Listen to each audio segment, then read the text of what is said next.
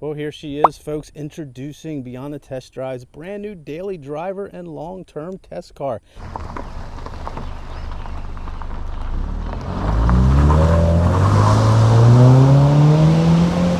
Yes, if you watch the channel at all, you'll see that there's a couple comprehensive reviews out there on this car, and we're a little bit behind on getting videos out. So that was actually a couple months ago when we were car shopping.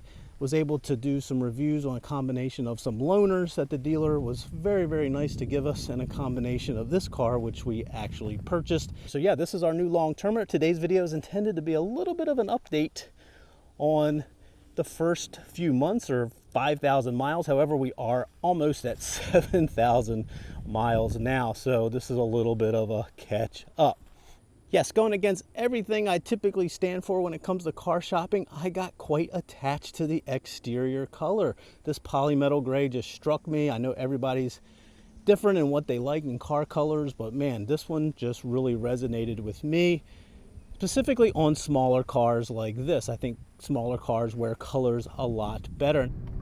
All right, so how did we come about owning this 2022 Carbon Edition? So go check out that GLI video and you'll realize, or what I say in that video is, hey, we were getting really high trade-in values but when we started our car search, we really were not optimistic we could find anything we liked without being gouged by MSRP. The car I was really intrigued with was the new Honda Civic, especially the hatchback, and they were really hard to find. However, we were very successful in getting to dealers and being able to test drive most of the different variants in the Civic lineup, including the hatchback with the EX and the Touring, which gives you that 1.5 turbo engine, which is really what we wanted. However, actually buying a Civic was not possible given the wait times and no dealer. We found one dealer that was willing to not go above MSRP. However, that dealer could not get any allocations of cars. So it was kind of easy for them to say when we were on like a 5-month waiting list with a very hefty deposit of like $2,500. Mazdas had never been on my radar screen for quite a while, mainly because I've been tainted with all the videos on the turbo version versus the non-turbos and the 2.5 and the antiquated 6-speed transmission. You know, it just never really crossed the radar. However, when we started calling around, Mazda dealer was really the only one that would give us the time of day as far as saying, hey, we got some cars on the lot. I got some CX-30s, some CX-5s, and a couple 3s. Not much other than that. So we ended up going and looking at a used 3 because we were car shopping for our college grad, trying to help her find a car. Ended up getting a Toyota Corolla because the 3 used was just so expensive. However, I was really impressed with driving just the regular old Mazda 3. So went out, was really trying to get a CX-30. Really wanted to love the CX-30. I had a couple issues with it. Number one, it only came in all-wheel drive, which is fine. I get that. That's great. However, to accommodate that all-wheel drive, they do shave down the gas tank, I think almost a gallon or something. And then when you're talking about 1 or 2 mpgs less than just a regular 2-wheel drive 3, your range just isn't that great. And it really bothered me given the fact that you didn't have a whole lot extra room in the backseat anyway. I really fell in love with the hatchback and the crystal soul red paint, which is absolutely phenomenal. As I mentioned earlier, we were really into the red. Mazda colors are just awesome, and everybody knows that red is legendary. Got kind of spooked when we were looking at some used cars. They were quite chipped up on the front despite not being very old. So far, after 4 months of pretty a lot of highway driving, all kinds of, no chips on this one yet, this polymetal. However, I have noticed some scratches. Maybe they came from the dealer prep because we've been really careful with how we wash the car. Ended up going and driving a lot of 3s, spending a lot of time in 3s, the preferred trim and the select trim, which is a great thing about Mazda. You get the 2.5 engine with the select trim, and I think the preferred trim is really well equipped. We did see this carbon trim on the lot, and here's how crazy it was. Somebody had bought this carbon trim with the sole intention of bringing it back when their CX-50 came in. So it only had a few thousand miles on it, And however, it was already taken by one of the salespeople there that really loved the car also. However, that salesperson let us borrow the car. I just said, hey, don't put a lot of miles on it, but if you want to go, they knew we had a small YouTube channel. I said, hey, can I get some B-roll? And ended up spending a couple days in his car before he actually took full ownership. And that's where you'll see in that review video where I was trying to be as unbiased as possible, but I was really taken back with how this car drives. Anyway, we said that's the car we want. We put a deposit. One came in a few weeks later, and there you go. That's the rest of the story. And I have to give huge kudos to the local Mazda dealer. I'm not going to call them out yet because I want to get some experience with their service department, but just a nice help from them, and they were not trying to gouge. Sticker at the time, we actually got this about $300 below sticker. And the other thing with this carbon trim is you get the things I wanted, which was that Bose stereo system. I got really enamored with this burgundy red interior. I didn't think I would like that.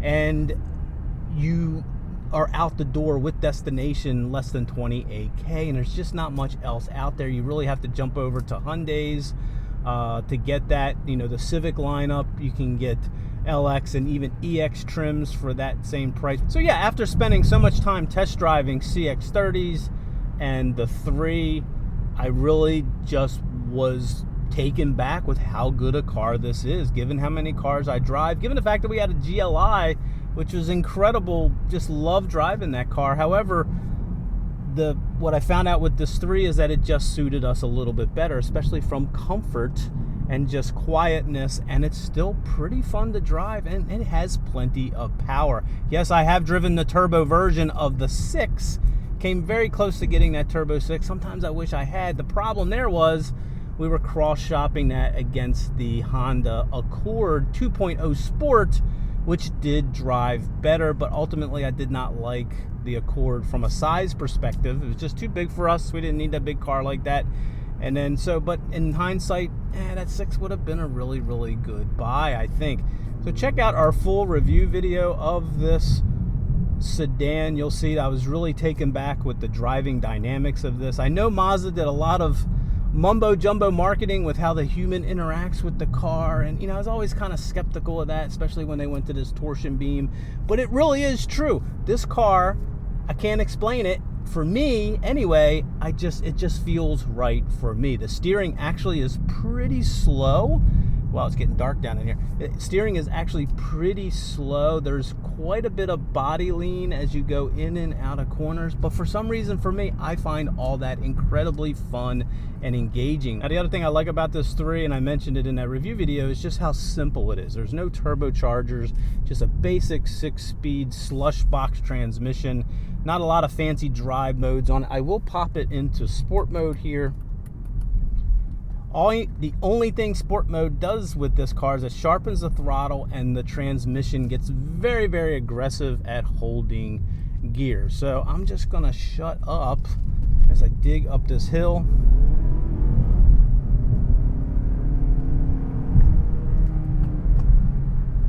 It's holding that gear right there around this turn. Woo!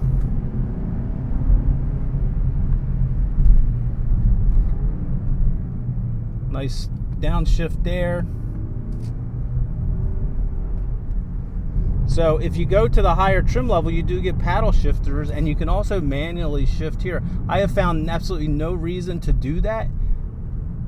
When you're driving the car in a spirited mode, in sport mode, it just kind of does what you want it to do.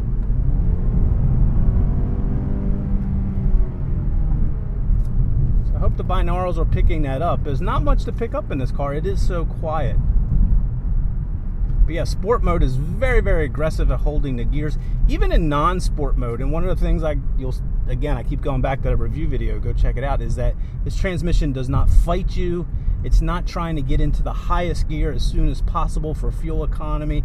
It's always ready to downshift. So the combination of the handling of the car, how the seats feel, what the interior looks like, how the exterior looks like, it's just a really fun sort of grand touring driving experience. Now, some things we had to compromise on with this car. Number one is its size. This is a truly small car, and already when we've had some people we wanted to put in the back, it is a penalty. I just, this is a true compact. It's just a small car to begin with. So yeah, the size has been a little bit of an annoyance, not when just the two of us are in the car.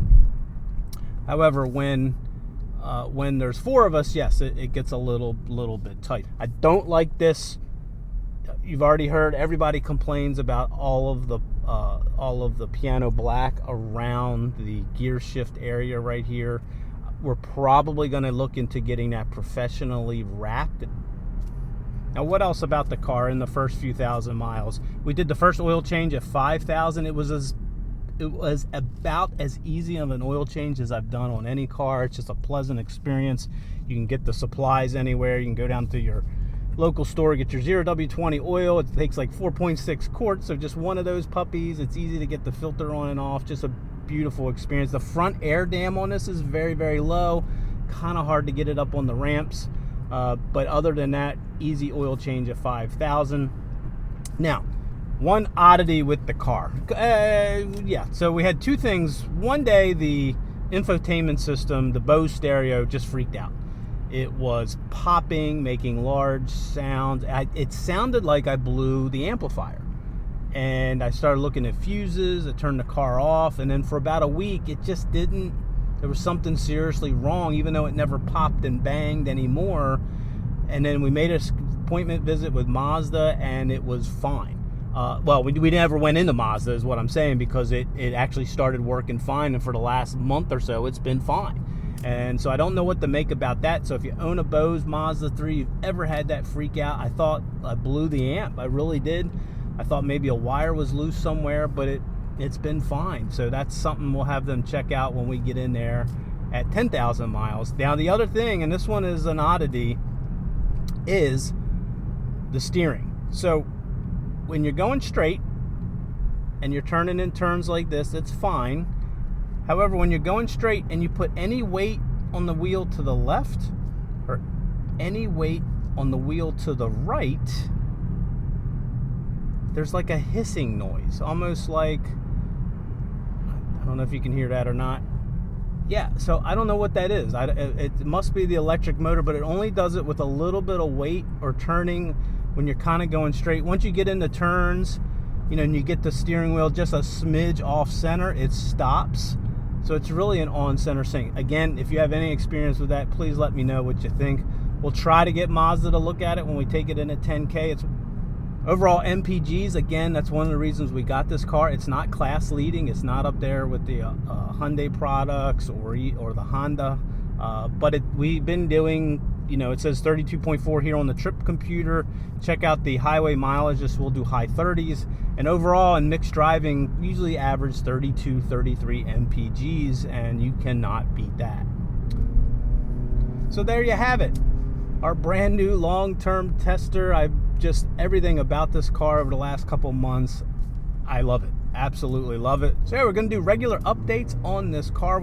And and also consider subscribing. Definitely like this video. It definitely helps us small YouTubers out. So again, thanks for watching, and have a great day, morning or evening, wherever you may be.